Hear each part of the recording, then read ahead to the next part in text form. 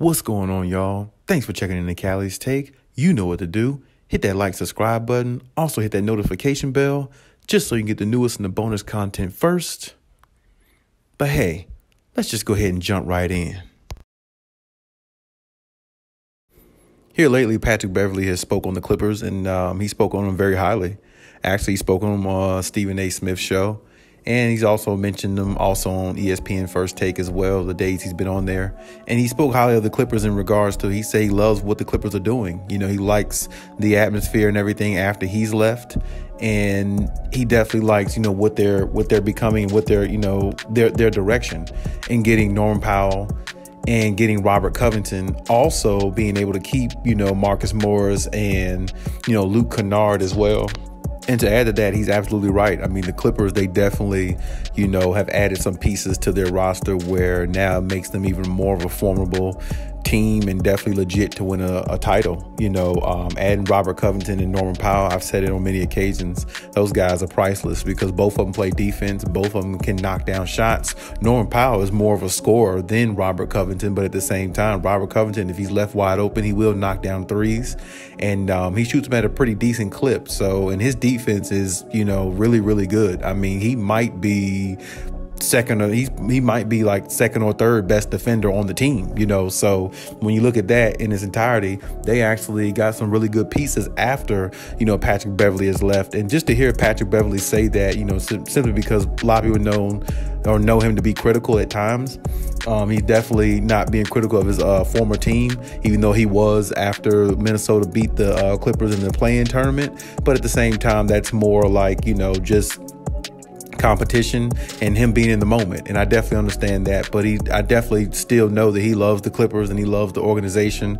Just this past year, you know, he went to a game with the Clippers jersey on, you know, sitting in front row, you know, hitting hands of the guys and Zubac and, you know, high-fiving and everything, almost like he was still a part of the team. So, I mean, it's like his heart is still there, but he understands that, you know, his body, his mental, and his gameplay is in Minnesota. That's where he has to be because that's the team he plays for. So we definitely, you know, I definitely respect that in all aspects. But at the same time, you know, he is an enemy. And that's the way the Clippers got to look at him. And that's the way they got to treat him going forward. Because if he has a chance to knock you out and embarrass you, he'll definitely do that and definitely take advantage of it the way he did. You know, when they won that play-in tournament game, you thought they won a championship or something like that, the way they were running around, jumping around and everything. But, you know, and a lot of people criticize them for that. But I mean, hey, you know, the Minnesota Timberwolves, they don't get much, you know, excitement down there in regards to basketball play because they don't really actually do anything, you know, pretty much from year to year.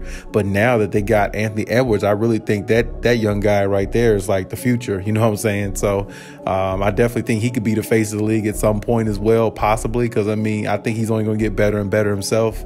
So, you know, he's another potential guy who could really do some good things in the league. But as far as the Clippers, I mean, like I said, you know, everybody knows they're definitely a deep team. And like I said, they got some pieces on the bench that a lot of people really aren't really aware of. I mean, because like I said, you look at the Amir Coffey situation. He came in this season or this past season and he came and showed out, you know, for the most part. You know, he came in several games averaging like 30 points, you know, things like that. And nobody expected that to happen. Nobody expected any of that to concur, you know, with a guy coming off the bench like that. I mean, they thought when Kawhi and PG, well, Kawhi was out the whole season, but when PG went down mid-season, I mean, pretty much everybody thought it was over for the Clippers, and a lot of people thought they weren't going to go too far with Paul George when the season started. So, I mean, you know, for what they did and with what they have, and Ty Lue building this team up the way he has, even though he didn't have his superstar players, you know, it really is a testament to how good this team is. And, you know, for Patrick Beverley acknowledging that,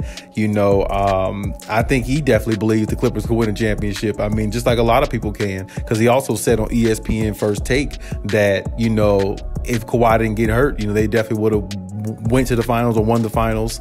that year that the Phoenix Suns went when he was criticizing Chris Paul and everything. So, I mean, you know, his heart is definitely still with the team. I feel like at some point he might find his way back, but right now that's not the case. But hey, you know, it's definitely good praise to hear from a former teammate, you know, of the Clippers, because they know what they have, and really they are going to be tough.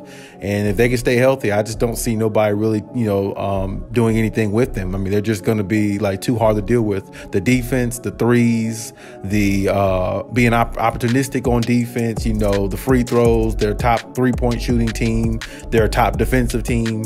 They got a lot of versatile guys, you know, that can guard from 1 through 5 on the floor, and they got a lot of shooters, you know what I'm saying? Like, them shooters that they have, I mean, they marksmen, you know what I'm saying? So, you know, and Kawhi Leonard's one of those shooters. I mean, a lot of people don't look at Kawhi as a deadly shooter, but he can shoot like crazy. He's not just an all-around, I mean, he is an all-around scorer, but I mean, Kawhi's jump shot is like, it's lethal, you know what I'm saying? But a lot of people don't look at his 3-point shot that much because he's more mid-range, but, you know, his 3-point shot is good too. So, I mean, that's what I'm saying. They got shooters all around the board. So, I mean, it's like, you know, the scoring, the defense, and, you know, the wisdom of, you know, the Kawhi Leonard, who's won championships, and the greatness of a Kawhi Leonard and his IQ is definitely can help drive this team to another level. And, you know, also the wisdom of Ty Lue and how he masters things on the floor and gets his guys in the best position to play at the highest level they can. You know, you got to give him credit as well. So, I mean, that's definitely huge for this team, and the opportunity is definitely there. So they got to just seize it. They got to seize the opportunity and stay healthy. That's their main thing. I mean, if they could stay healthy, they could do a lot of things. I think they would have won a championship by now if they stayed healthy. But of course, you can say that about maybe a few other teams, but definitely the Clippers and you know, their situation going forward. And just to add to that, you know, for some reason, I feel like it's going to be the same situation just as it was this past year. I feel like the Clippers are going to meet the Minnesota Timberwolves in the playoffs for some reason. I feel like that's just going to shape up once again. For some reason, I definitely feel like that's something that might happen. So don't be surprised if that, you know, the Timberwolves might be a first-round team that they play or something like that, you know, or maybe even a second-round team they play, because the Timberwolves are going to get better. Like I said, Karl-Anthony Towns and Anthony Edwards are really good, along with Pat Bev. So they're definitely going to be a team, you know, that's going to be, you know, to reckon with there a little bit going forward. But at the same time, of course, I think the Clippers will beat them, but I think it'll be an exciting series if they do play. And I'm kind of anticipating it again, you know, simply because I feel like the Clippers definitely need revenge on Patrick Beverley and the Minnesota Timberwolves after that play-in tournament game that they gave away, because I felt like the Clippers should have won that. They were the more seasoned team, more veteran team, and for some reason they didn't, you know, find a way to come out and get the victory. But it's okay. I mean, it's nothing they could do now. They just have to live with the results and just move forward. And going forward, you know, like I said, their health is good. They're definitely one of the best teams in the West and definitely can contend for a championship. But hey, that's my take on everything. Leave any comments in the comment section as always. Also check out my other videos if you haven't. And hey, Khaliis out.